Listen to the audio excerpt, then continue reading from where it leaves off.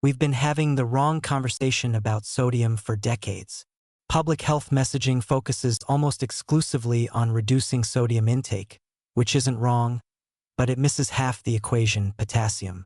The sodium to potassium ratio in your diet affects blood pressure, kidney function, stroke risk, and overall cardiovascular health more significantly than sodium alone. And ancestral human diets had completely inverted ratios compared to modern Western eating patterns. Hunter-gatherer populations consumed roughly 16 times more potassium than sodium. Their diets were rich in plants, fruits, and wild game, naturally providing massive potassium and minimal sodium.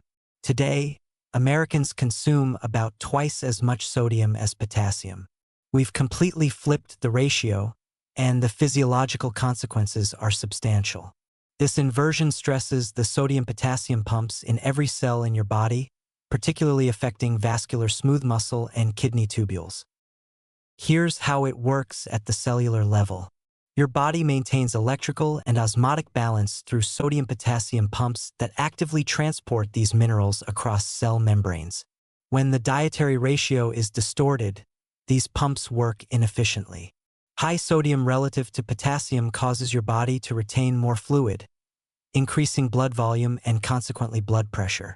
It also affects vascular tone directly. The smooth muscle in arterial walls responds to this mineral imbalance by constricting, raising peripheral resistance. The DASH diet's effectiveness comes largely from correcting this ratio.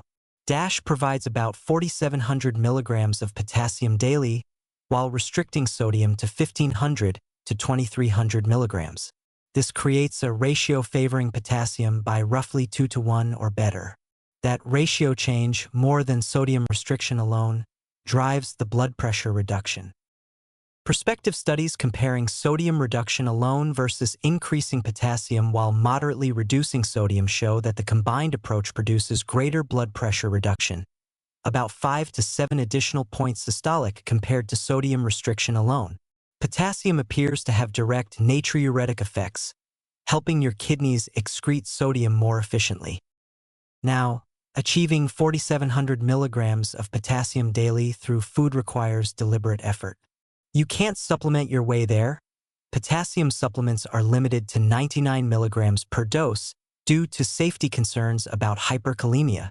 You need food sources. A medium banana provides about 420 milligrams. A cup of cooked spinach gives you 840 milligrams. A medium potato with skin contains about 900 milligrams. White beans deliver a whopping 1,000 milligrams per cup. Avocado, sweet potato, tomato sauce, salmon, and yogurt all contribute meaningfully. Building meals around high-potassium foods becomes essential. Breakfast might include yogurt with berries and nuts, about 600 milligrams. Lunch could feature a large salad with beans, avocado, and greens, roughly 1,200 milligrams.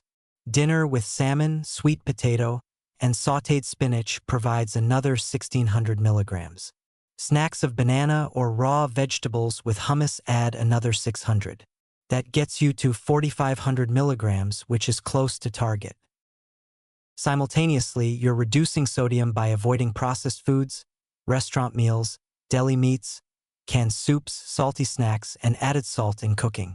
Most dietary sodium, 75%, comes from processed and restaurant foods, not your salt shaker.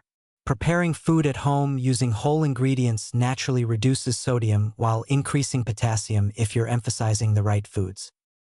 Here's the caution. People with kidney disease need to be careful with potassium. Impaired kidney function can cause dangerous potassium accumulation, leading to cardiac arrhythmias. If you have reduced kidney function, you need medical guidance on potassium intake. For healthy individuals, high dietary potassium from food is safe and beneficial. The Mediterranean diet naturally achieves favorable potassium-sodium ratios through its emphasis on fruits, vegetables, legumes, fish, and minimal processed foods. DASH explicitly optimizes this ratio through structured food group recommendations. Both patterns correct the inverted ratio that characterizes standard Western diets. The practical takeaway is that focusing solely on sodium misses the bigger picture. The ratio matters more than either mineral in isolation. Increasing potassium through whole plant foods while moderately reducing sodium through less processed food consumption creates synergistic cardiovascular benefits that exceed what either intervention provides alone.